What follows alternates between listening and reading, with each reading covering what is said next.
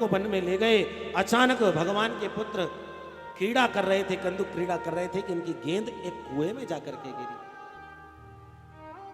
और जैसे ही बच्चों ने कुएं में झांक करके देखा तो क्या देख रहे हैं कि इस कुएं में एक गिरगिट पड़ा हुआ है। दौड़े दौड़े आए, पिताजी देखिए एक गिरगिट पड़ा हुआ है कुएं में। भगवान ने आकर के देखा, अपने हाथों को बढ़ाया है, और जैसे ही अपने हाथों को बढ़ाया भगवान का स्पर्श गिरगिट से हुआ और वो तो एक राजा बनकर के खड़ा हो गया और भगवान की स्तुति का गान करने लगा। भगवान ने कहा, भैया तुम कौन हो, कहां से प्रकट हो गए, गिरगिट कैसे बन गए, देखने में तो बड़े अच्छे नजर आ रहे हो, जरा अपना परिचय दो। तब वह गिरगिट का रूप धारण करके जो देवता बनकर के प्रकट हुआ, वह अपना परिचय भगवान के सामने दे रहा। महाराज, नृगो नाम नरेंद्रो हम इक्ष्वाकु तनय प्रभो दानी स्वाख्यायमानेषु यदते कर्णमस्पृशम् यदते कर्णमस्पृशम्।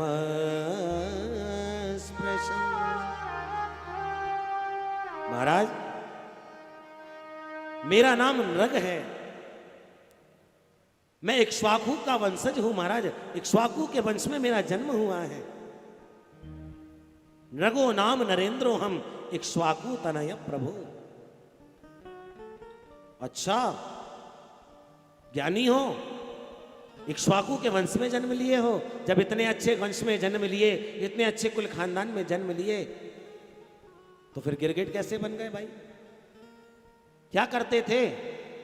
चोरी करते थे, डकैती डालते थे? बोले नाना महाराज, दानी स्वाख्याय मानेसु, मैंने मेरे जीवन में दान बहुत किया है महाराज। अच्छा, दानी थे? बोले कैसे दानी थे? बोले ऐसा दानी था कि मेरे जैसा दानी इस संसार में कोई नहीं है। यदि दानियों में किसी का नाम पहले आता था तो वो मेरा नाम था महाराज। अच्छा, दान करते थे? जब दानी थे तो गिरगिट क्यों बन गए? काय का दान करते थे? बोले महाराज, मैं गऊ का दान करता था। अरे भैया, तुम एक इक्ष्वाकु वंश के राजा हो, दान करते थे, गायों का दान करते थे, फिर भी गिरगिट बन गए। समझ गया, बूढ़ी ठेली गायों का दान करते होगे, गली में घूमने वाली बिना काम की गायों का दान करते होगे। बोले नाना महाराज, तो कैसी गायों का दान किया? बोले पयस्वनी तरुणी शील रूपा गुणोपपन्ना कपिला हेम श्रृंगी न्यायार्जिता रूप्य खुरा चवत्सा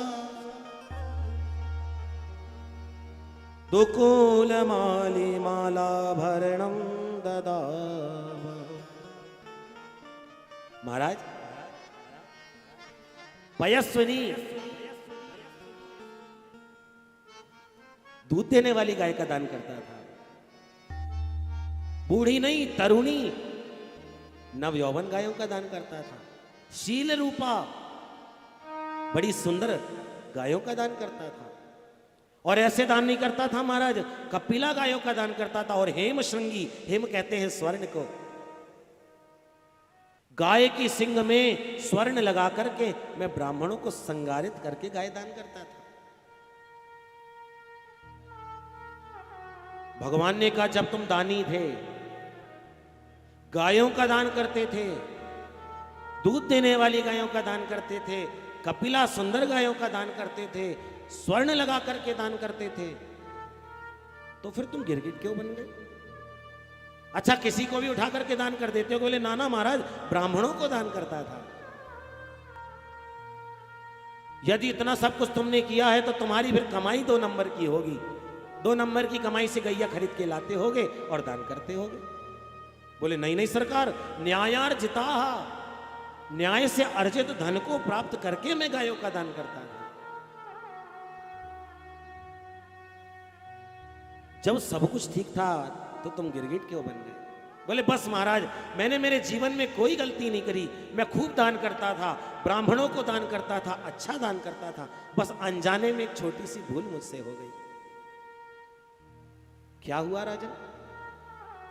बोले एक दिन संकल्प करके मैंने एक गाय को पंडित जी को दान किया, और पंडित जी उस संकल्प करके उस गाय को लेके घर में गए, और पंडित जी ने उस गाय को ठीक से घर में बांधा नहीं।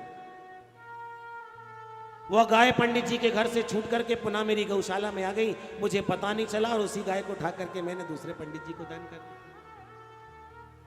जब पंडित जी वो गाय को लेके जाने लगे तो जिन पंडित जी के घर से गाय छूट के आई थी वो भी आ गए, वो कहने लगे ये मेरी गाय है, वो कहने लगे ये मेरी गाय है।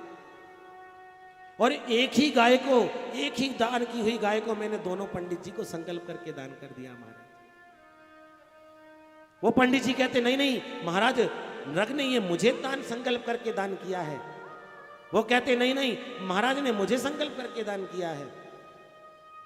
मैंने कहा ब्राह्मण देवताओं आप लोग नाराज मत हो, मैं दोनों को अलग अलग गाय दे देता हूं। ब्राह्मण बोले नहीं, हमने तो संकल्प करके गाय ले गए थे, हम उसी गाय को लेकर के जाएंगे। आखिरकार ब्राह्मणों ने उस गाय को नहीं ले गए महाराज, पर मेरे मन में यह विचार आ गया, राम राम, एक दिया हुआ दान, ब्राह्मण का दान, ब्राह्मण को दिया हुआ दान जब मैंने दे चुका था, वो धोखे से मेरे घर में आ गया, और एक ब्राह्मण के दान का हरण करके उसी को दोबारा दान कर दिया, जिसके कारण आज मुझे गिरगिट बनना पड़ रहा है। पर मेरे जीवन में कार्य अच्छे थे, पुण्य किया था, दान किया था, सो मेरे सौभाग्य है जो आपके हाथ का स्पर्श करते ही आज मुझे इस गिरगिट की योनि से मुक्ति मिली। भगवान ने जल्दी से अपने पुत्रों को बुलाया और समझाया, सुनो